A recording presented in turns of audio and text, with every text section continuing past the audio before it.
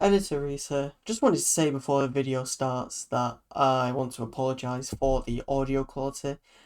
I unfortunately messed up when I was recording this video and had two different microphones on at the same time, which gives the video a sort of robotic and sounds like I'm in a fishbowl or something, so do apologise for that. As you can probably hear now, I've fixed the issue, so next video should be fine. But I still wanted to get a video out for you this week, so without further ado, enjoy the video. Your spouse's mother a bitch? Well, these peoples are. This is r/motherinlaws from hell. And today, we're going to give it a little check out. So this subreddit was recommended to me by a commenter. There's going to be another pinned comment down below, subreddit suggestions, so if you have a good suggestion, leave it down there, and I'll maybe give it a check out, and maybe make a video like this. With that all said and done, let's get on to the video. Divorcing over mother-in-law with a baby. Hey, so my son to the ex-husband, 29M, and myself, 28F, are divorcing due to his mother's behaviour. We share a 4-month-old baby. Long story short, she's always been awful to me, and he never defended me. The final straw was that when I was pregnant, she insisted she wasn't listening to boundaries about my child. That's never a good sign. It's your child, not hers. You should have the final say on how the child is treated, no matter what. When we tried to repair things with her, she swore she would listen. I knew better and told my husband I couldn't trust her around our premature baby. He told me if she dared kiss him, he'd never speak to her again. I don't get this bit. Is there some sort of thing with babies not being kissable when they're younger? Like germs or something that I don't know about? I mean, by premature, does that mean they were born early, so we've got to protect them for a bit? Because if that's the case, then okay, fair enough. Maybe I just don't know a lot about raising a child, but I don't know what the issue of this is. I mean, if you know, let me know in the comments, because I'm not sure what the issue is. Obviously, she did kiss him, and then told her family I was lying about it. My husband watched her do it also. Oh no. Oh dear, Mr. I'm not going to associate with her if she kisses my child. I wonder what he's going to do with this. He's definitely going to have a strong talking to with his mother and bollock her for kissing the child when you didn't want it. I'm very sure he's not going to take her side at all. Then he turned around and said he found it too difficult to cut her off or hold boundaries with her. The whole boundaries thing? We're going to leave that for a second.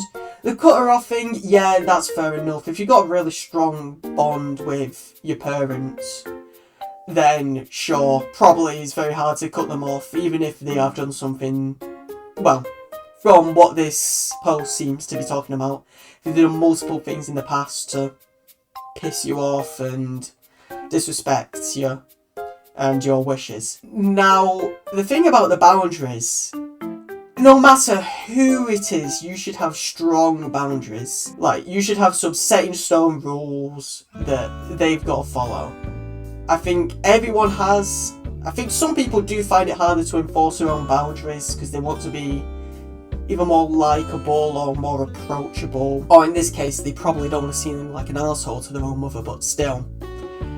Boundaries are very important and you should have them set out as early as possible, and you should stick to them as strongly as you can, even if it is with someone as close as your mother. When we argued about it, he said she thinks my boundaries are stupid, so she doesn't have to follow them. Obviously, I cannot stop her from seeing my son on my ex's visitation time.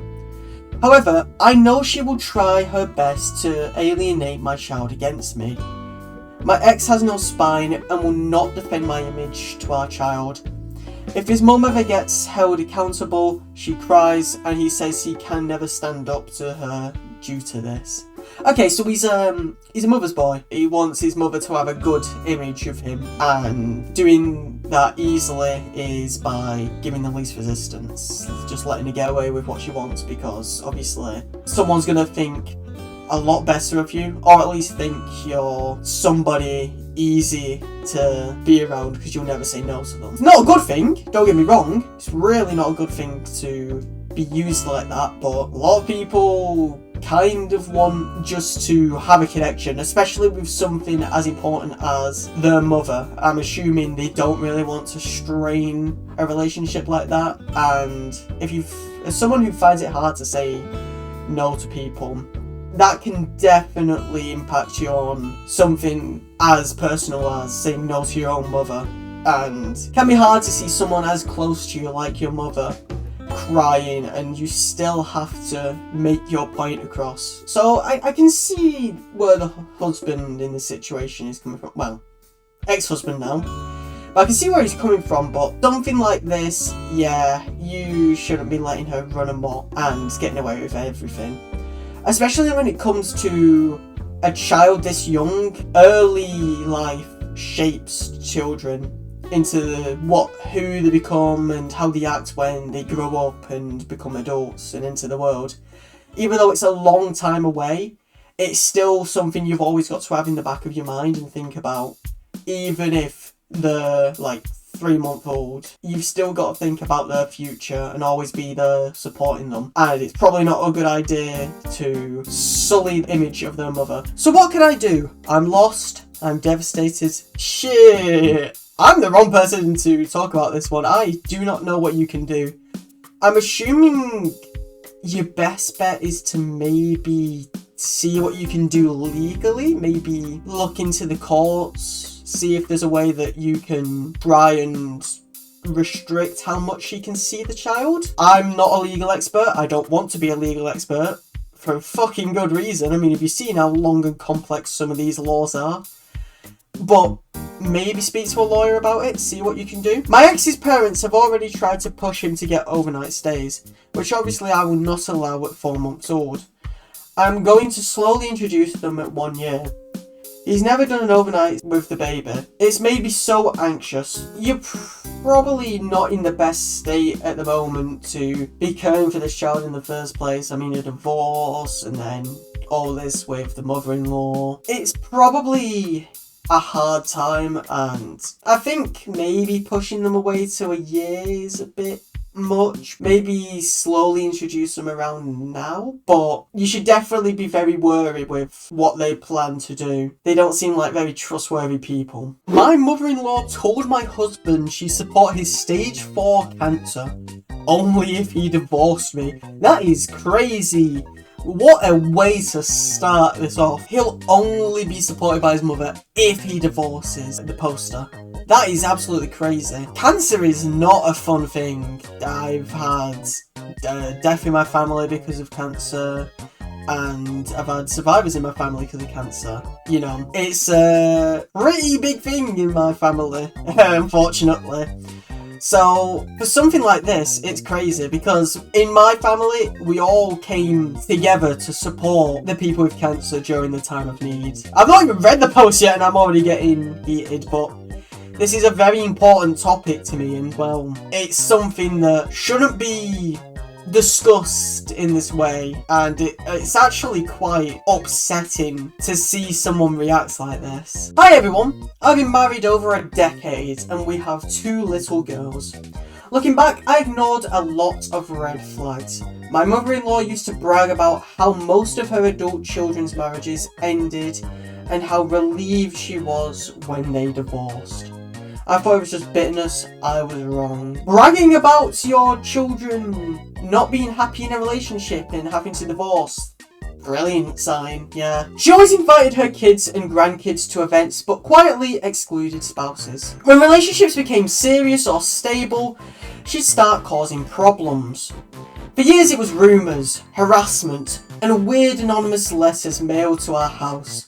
We stayed quiet because we didn't want drama around our kids. Then, my husband was diagnosed with stage 4 cancer. He asked her for peace. He literally explained he was fighting for his life and that stress was destroying him.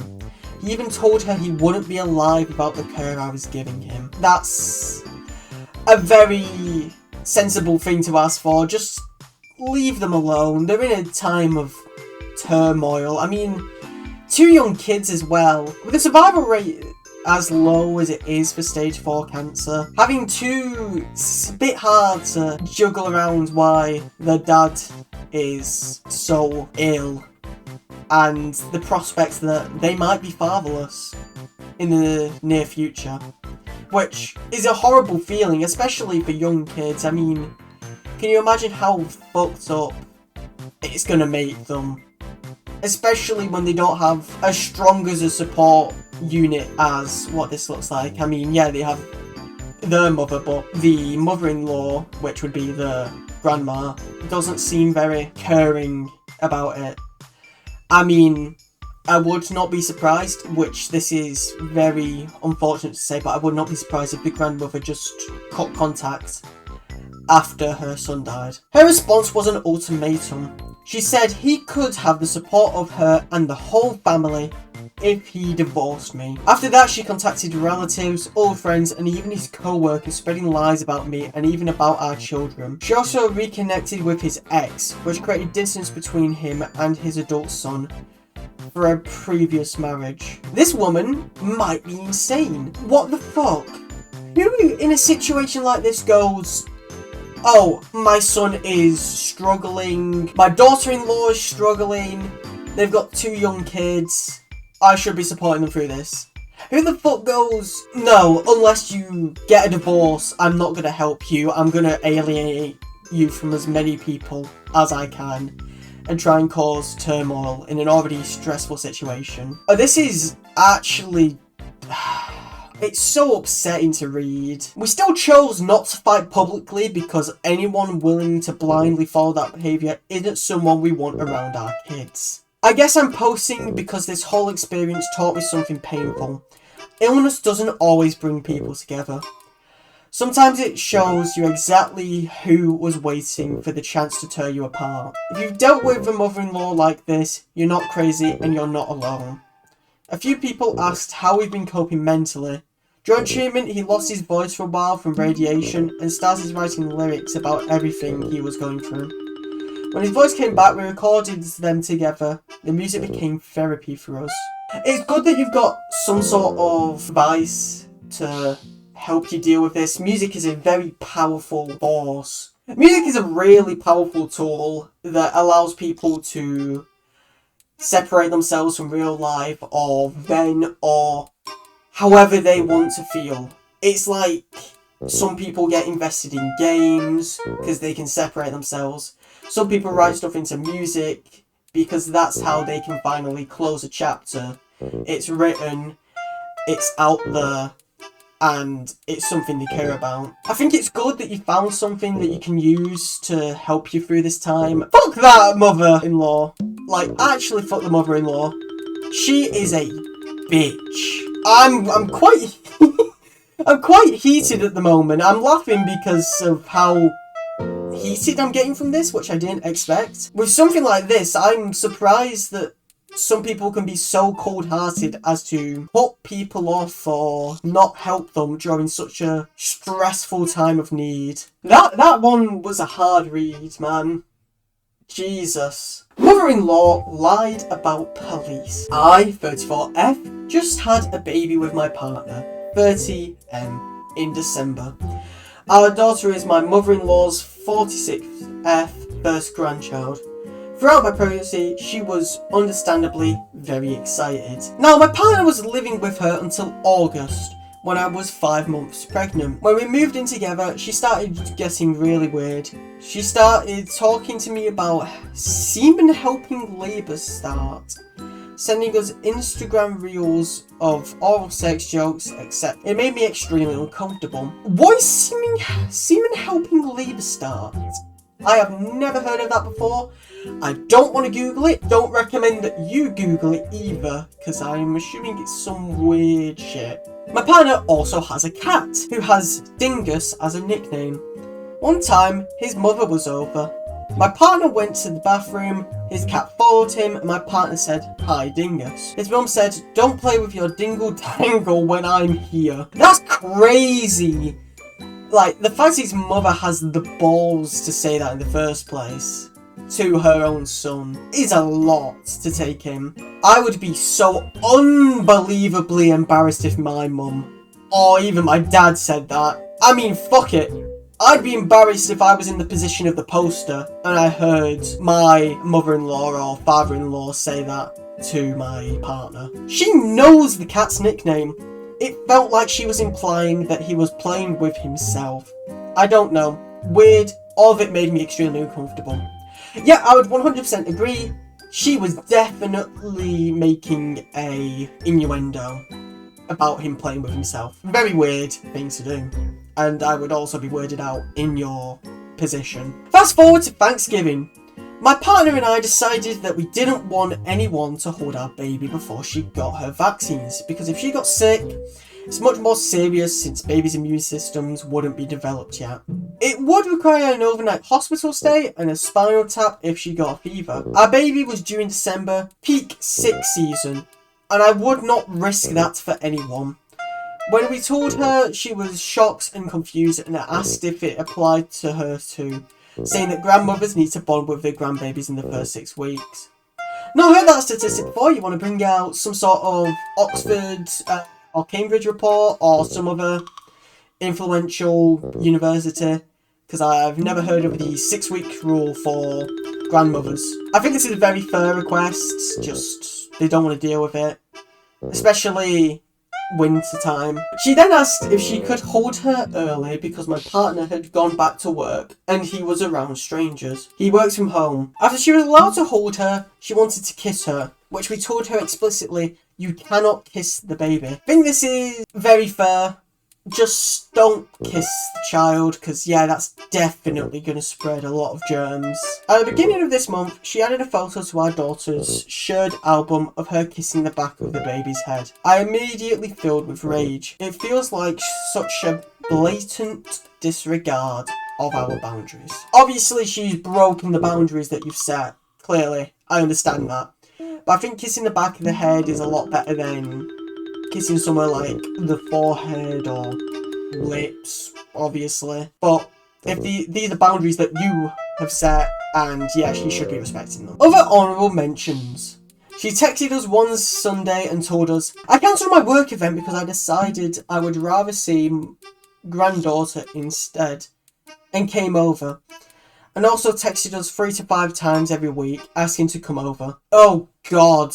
Why are you cancelling work events to see your granddaughter? I get that you're excited, but Jesus, no need. I mean, dropping in suddenly isn't fun.